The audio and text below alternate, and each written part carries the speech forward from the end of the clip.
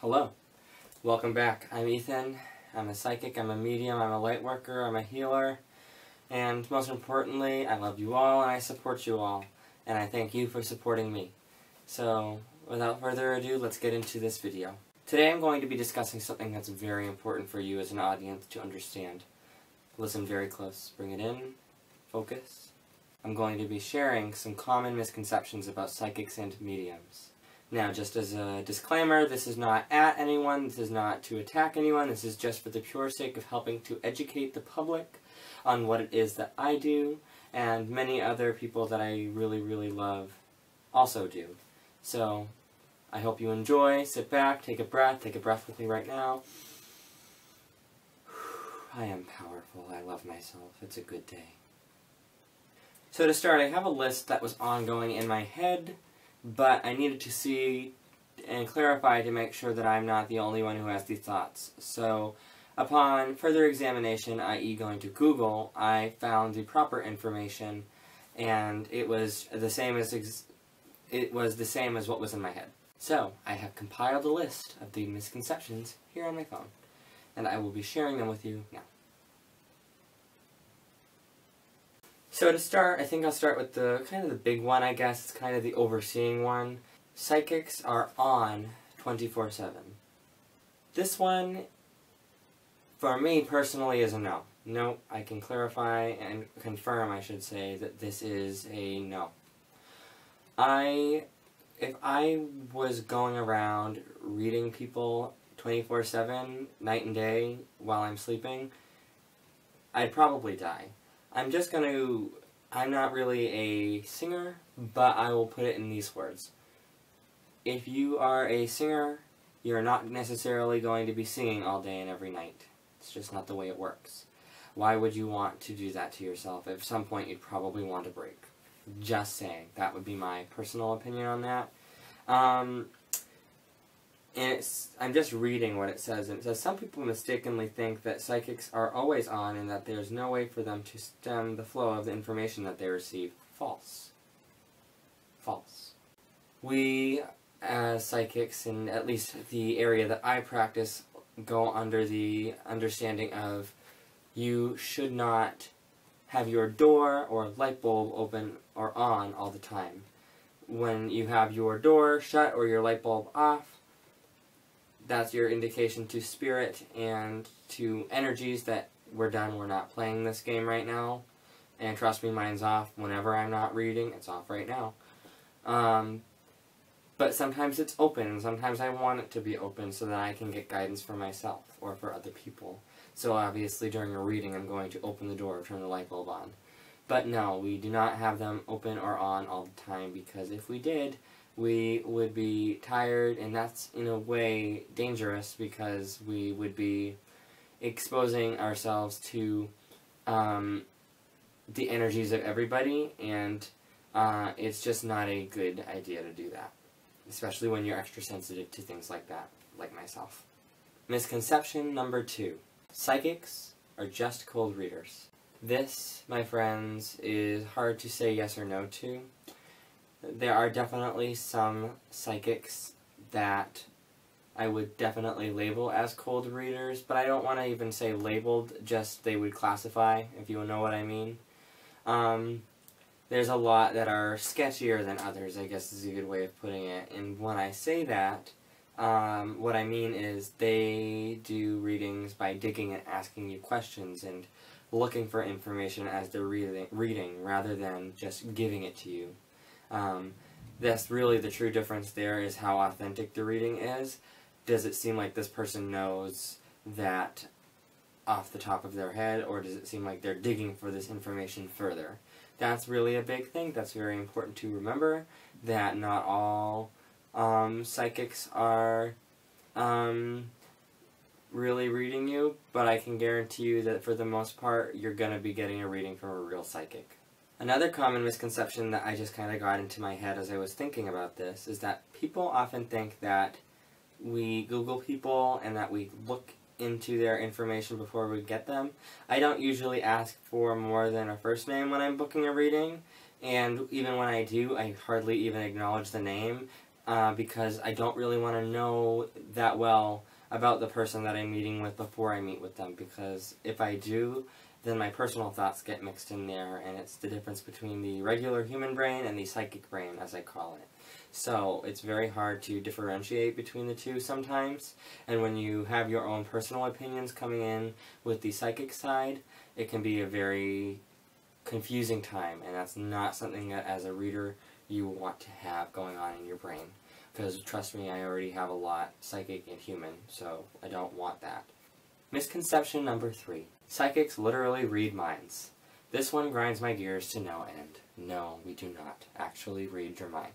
For years, people have said that. For centuries, people have said, oh, it's a mind reader. It's a mind reader. No. No, I am not a mind reader. And if I thought that I was a mind reader, then I would use that further than what I'm doing now. I'd probably go to America's Got Talent and go to Vegas or something like that. But that's not the case. I do not read minds. Don't read minds. Rant over. Basically, I think this misconception comes in where people think that because we know stuff that a lot of people would not normally know, that we can see what they're thinking. And it's really not the case, because your thoughts change like crazy. So if you're thinking of like the number 3, chances are the majority of the time that will be just me taking my best guess and assuming that you had a number 3 in your head. But I don't go around and see what everybody's thinking. If that was the case, I'd lose it. I would go crazy, because I can barely handle listening to people talk to me most of the time.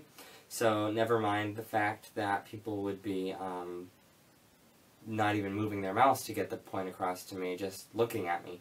That would make me nuts. So I do not read minds. I do not do that, and neither do most psychics.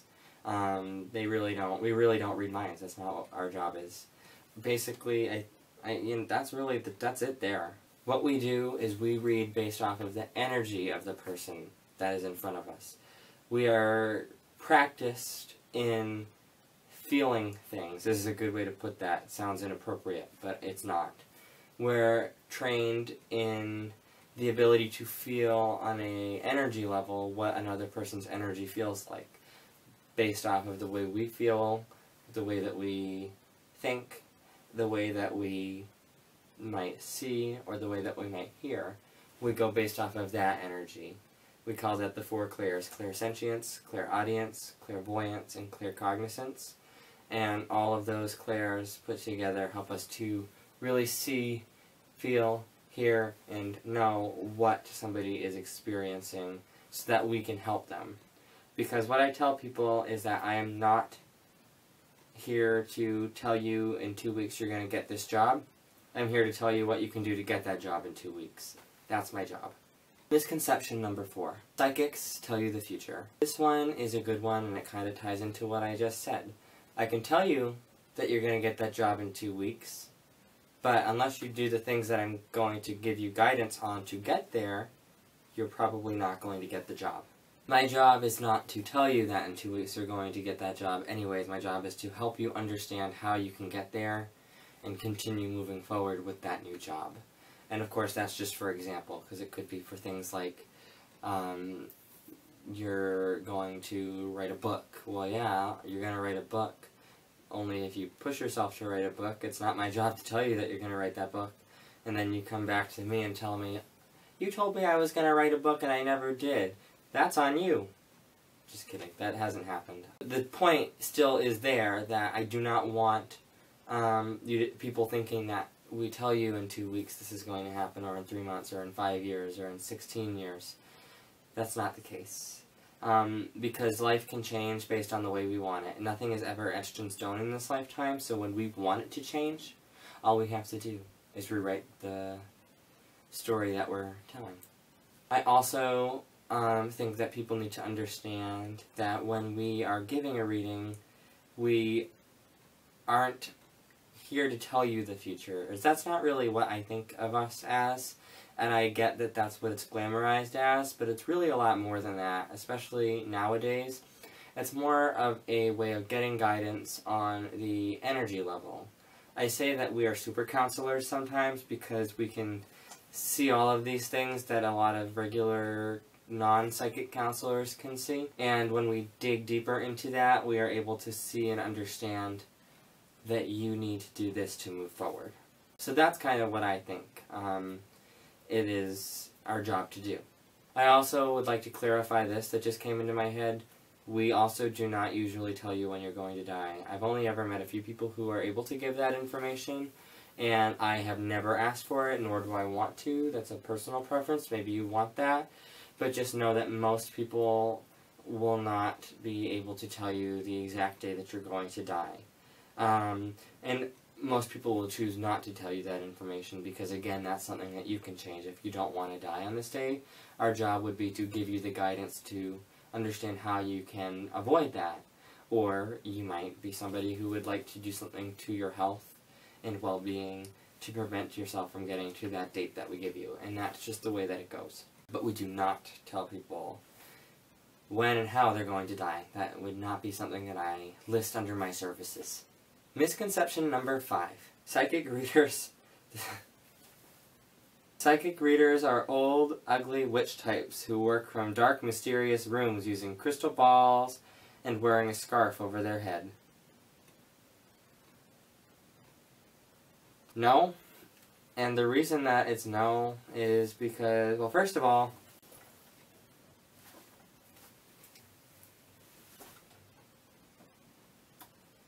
hello? This is false. Some of us may have connections to witchcraft practices or Native American practices or Catholic practices and beliefs, whatever it might be. We all have our connections, but no, we do not sit in the back of a gypsy wagon or in a dark room with crystal balls and lights dimmed and darkness. No, we are, for the most part, psychics that are more like myself will not have that happening to them, or to their clients. Well, most people will live under the assumption that we read out of the back of a gypsy wagon, or we are in a dark little lair under the ground in the basement, or in the woods. No, that is not the case. We generally love to have lots of lights, and fairy lights, as I've heard many people call them, or angel lights, whatever you prefer. Many of us live in very vibrant spaces. I know most of the psychics that I know have lots of colors of different kinds. And we do have a lot of crystals, I will say that. But no, we do not do it in a dark space all alone. And we do not summon things like Satan, the devil. We don't do that, actually. In fact, I'm an angel healer. I do not really work with anything dark. I don't work with anything dark at all, to be more exact. I work with the light and only the light. And that's just the way I roll. Just saying. So no, that is a very common misconception, and that's a very important one to disclose. We are not hobbits, we do not live in the woods, and we do not read in dark energies or with dark energies. That is to be disclosed here, and forevermore, you now know that we are not summoning the devil when we do our work. Number 6. During a psychic reading, the psychic or clairvoyant will tell you that something bad is going to happen. Nope. Well, I take that back. The only reason that I would ever tell anybody who I'm reading with anything bad is to help them to prevent it from happening in the first place, or what they can do when it does happen. I have had readings, and I can think of a few in particular that stand out to me where I have had to tell somebody that, yeah, somebody's health is looking bad, or your health is looking bad.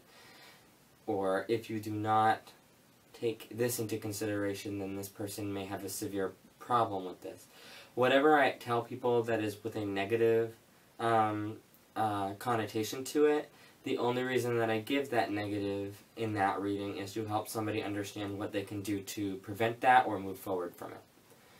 So, to be more exact, no, we do not tell you that your death is coming. We do not tell you that you're going to get fired. Without, and that's what I'll say, without a reason for it. and what you can do to support yourself and prevent it from happening. So that is what we like to do. We do not tell people negative or bad things for no reason. And I'll put it that way because I won't say that I haven't said bad things to people. And when I say bad things, things that people don't want to hear. And that's actually very important.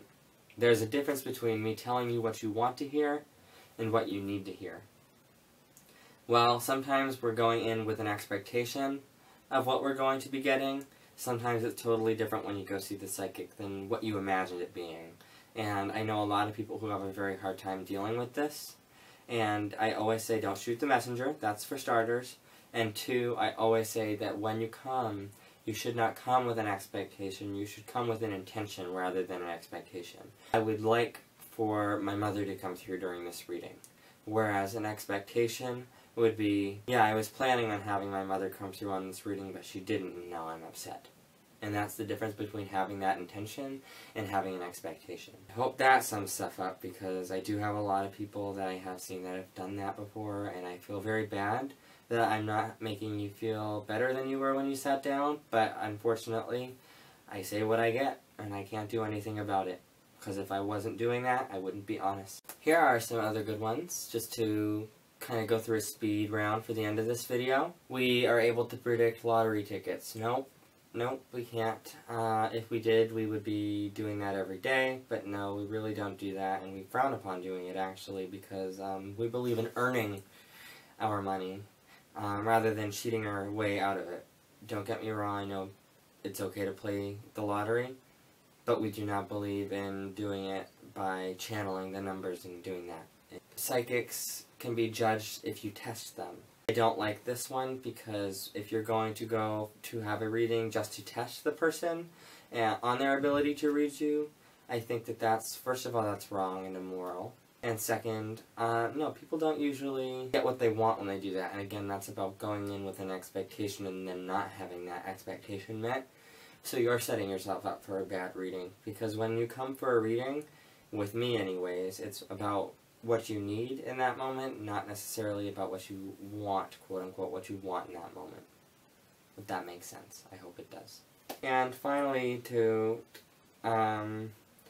clarify one big thing, when you read with tarot or oracle cards, they don't mean anything. No. I have always learned how to read with cards from the beginning of my experience in reading. I don't always use them, but when I do, they always make sense to me. So what I do actually is I'll often have the client pick the cards, or some of the cards, and then I clarify with some others that I pull on my own. That's just what I was told to be doing by my guides, and it feels better to have the other person pick. It's more authentic, and it also helps them become more involved with their messages. So I really appreciate and respect that piece of guidance that I was given. But no, cards are a very, very great way to connect, and they have been a divination tool for centuries. So they work perfectly fine if you use them the right way. Well, thank you for watching. I hope that this cleared up some stuff for you all, and I hope that you were able to get some education and awareness about psychics and mediums as a whole, and I hope that this helps you in whatever way it can help you to understand what it is that we do, and maybe it will inspire you to go and get a reading from me or maybe somebody else.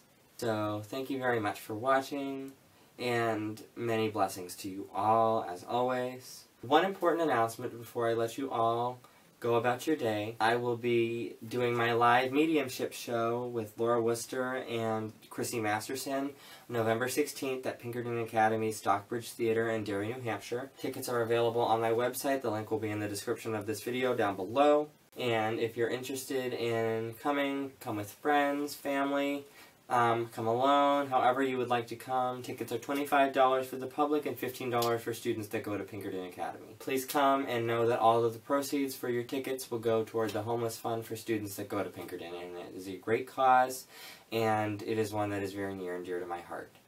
Thank you so much for watching. Have a fabulous day, and much love to you all. Enjoy your journey.